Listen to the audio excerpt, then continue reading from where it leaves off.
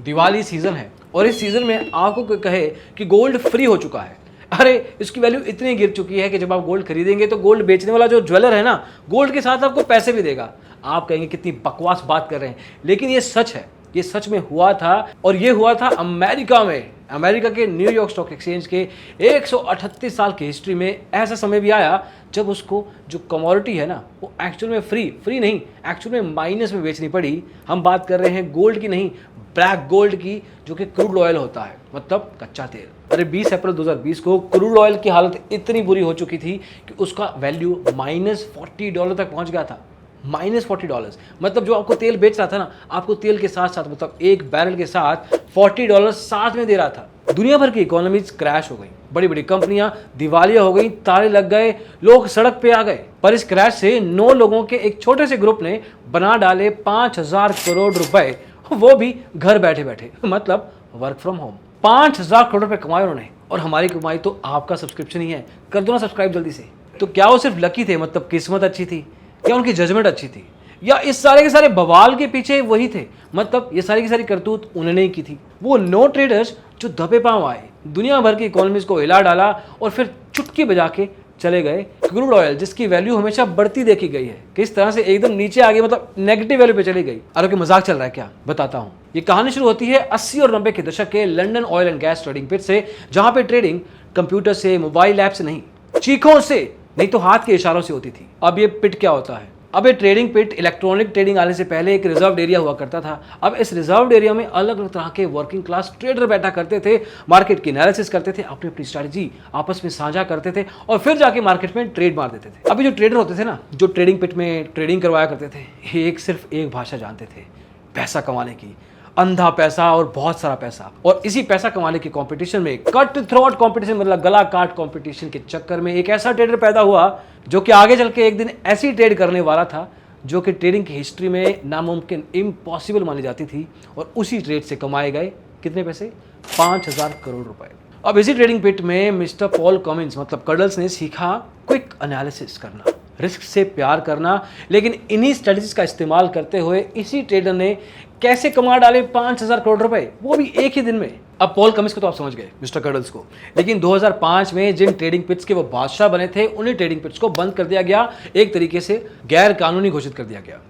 तो mister Paul Cummins को लगा कि यार कुछ ना कुछ तो अलग करना पड़ेगा। तब उन्होंने सोचा कि यार ट्रेडिंग कलेक्टिव करके कुछ होता है, जो कि पहले से चलता आ रहा था, मेन स्ट्रीम तरीका था, लेकिन अभी इस जगह पे नहीं था। तो एसेक्स नाम के एक छोटे से गांव में उन्होंने ट्रेडिंग कलेक्टिव बनाया। अभी ट्रेडिंग कलेक्टिव होता क्या था? बेसिकली एक तरीका जिसमें बहुत सारे इंडिपेंडेंट ट्रेडर्स आपस में साथ में अगेन बैठ जाया करते थे, अपनी ट्रेडिंग स्ट्रेटजी को शेयर किया करते थे और मार्केट में ट्रेड प्लेस कर दिया करते थे।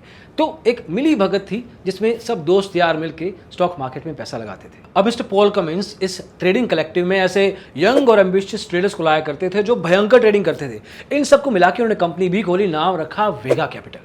वेगा कैपिटल मार्केट में ऑयल एंड गैस इंडस्ट्री को फोकस करती थी, जो कि 2.5 करोड़ रुपए का काम करती थी, इतने की वैल्यू का काम करती थी। इस इंडस्ट्री को ही एक ही दिन के अंदर हिला डाला। अब ये छोटी सी वेगा कैपिटल आखिर ऐसा क्या धमाका करने वाली थी? अब साल 2020 की शुरुआत ही कुछ इस तरह से हुई थी कि लोगों ने इमेजिन नहीं किया था कि इतना बड़ा धमाका होने वाला है।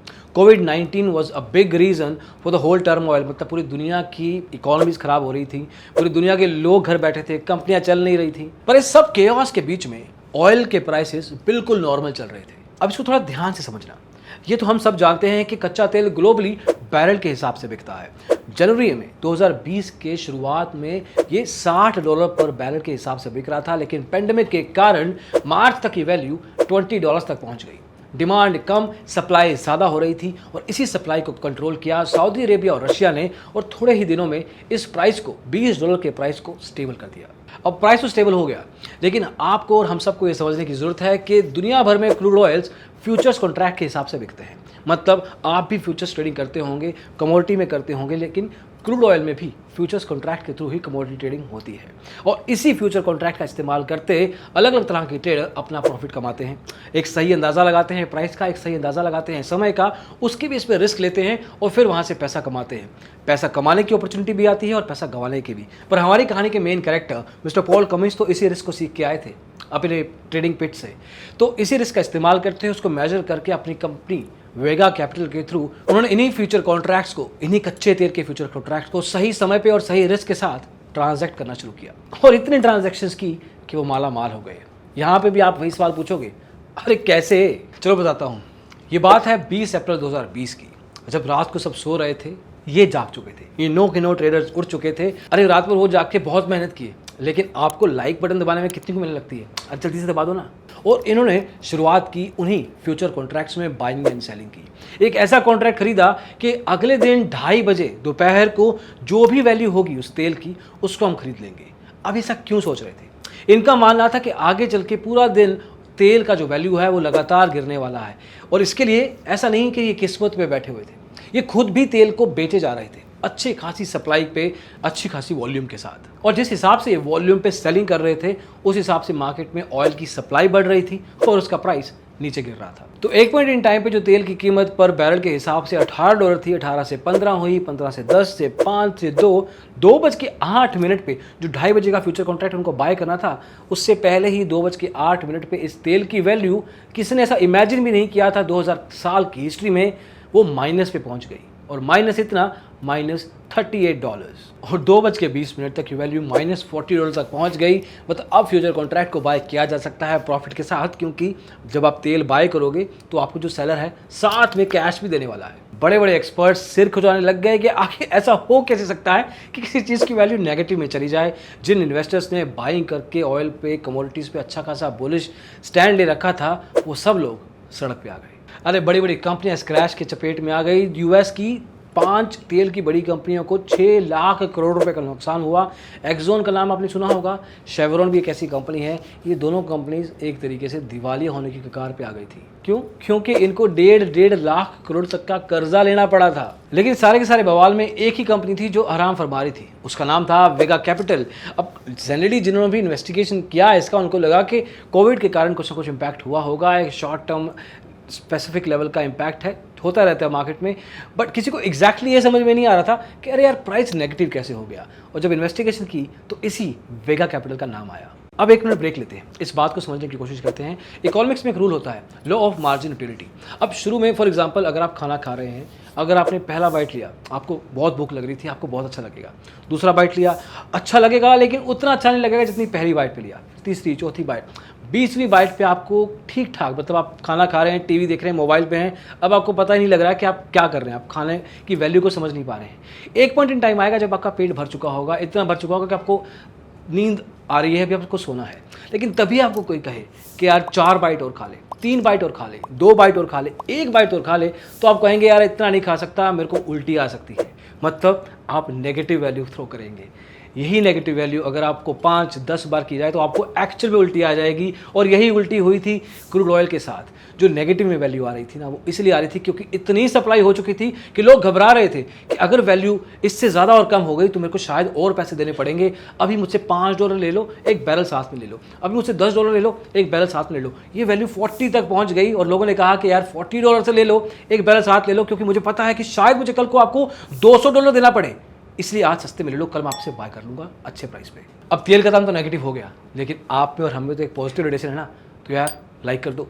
अब आते हैं वेगा कैपिटल के ऊपर। इनके ऊपर इन्वेस्टिगेशन हुई तो पता लगा कि इन्होंने इतने लेवल पे फ्यूचर कॉन्ट्रैक्ट बाय कर रखे थे कि जब इनको सेलिंग लेवल पे देखा गया तो 30% वॉल्यूम पूरी दुनिया की इनके हाथ में थी, क्योंकि ये सिर्फ डंप कर रहे थे, मतलब सेल कर रहे थे, एक तरीके से मार्केट को गिराने की कोशिश कर रहे थे। लेकिन पंप एंड डंप नहीं, एग्जैक्टली उसका उल्टा। ये चाहते नहीं थे कि उस पर्टिकुलर कमोडिटी का वैल्यू ऊपर जाए, ये चाहते थे कि गिरता जाए गिरता जाए गिरता जाए, कि 2:30 बजे तक इतना गिर जाए कि जब माइनस पे पहुंच जाएगा। इन्होंने इमेजिन नहीं किया होगा कि माइनस पे चला जाएगा, लेकिन फिर भी अगर जितना भी वैल्यू कम से कम होगा वहां पे जाके बाइंग कर लेंगे, क्योंकि अभी तो हम महंगे में बेच रहे हैं। अरे एक व्हाट्सएप ग्रुप सामने आया जिसका नाम था लेजेंड्स XXX, और इस व्हाट्सएप ग्रुप में मैसेज हो रहे थे कि किस प्राइस पॉइंट पे कितने बजे किस पर्टिकुलर कॉन्ट्रैक्ट को बाइंग एंड सेलिंग करना है। और एक्चुअल में बाइंग एंड सेलिंग लगातार हो रही थी, बाय किया सेल किया, बाय किया सेल किया। कोशिश ये हो रही थी कि जब बाय करेंगे तो ठीक ठाक प्राइस पे सेल करके उसको फिर निकल जाएंगे, प्राइस को गिराएंगे, फिर गिरे हुए प्राइस पे बाय करके फिर बाद में बेच देंगे, और ये सिलसिला चलता रहा। इन 9 ट्रेडर्स ने मिलकर वॉल्यूम पे बाइंग एंड सेलिंग की इन ट्रांजेक्शन को अंजाम दिया। अब यहाँ तक पहुँच गए तो मतलब वीडियो में देखने में मज़ा आ रहा है। अगर मज़ा आ ही रहा है तो ऐसे और बहुत सारे वीडियोस आएंगे, पहले सब्सक्राइब कर दो फिर बाकी का वीडियो देखना। अब जब उन ट्रेडर से पूछा गया कि भाई लोग आपने ये फालतू के काम क्यों किए, इतना बवाल क्यों कर दिया, दुनिया की इकोनॉमिक्स को हिला दिया आपने। तो उन्होंने कहा कि हमने कुछ अलग थोड़ी किया है, कोविड-19 का समय चल रहा है, इसमें तो कोई दिमाग वाली बात ही नहीं है कि इसमें तेल का दाम गिरने वाला है। उस बहती गंगा में हमने भी हाथ धो लिए तो क्या गुनाह कर लिया। लेकिन आपके जहन में एक सवाल चल रहा होगा, ये एसेक्स बॉयज़, ये वेगा कैपिटल के 9 फाउंडर्स आज की तारीख में क्या कर रहे हैं? पक्का जेल में होंगे।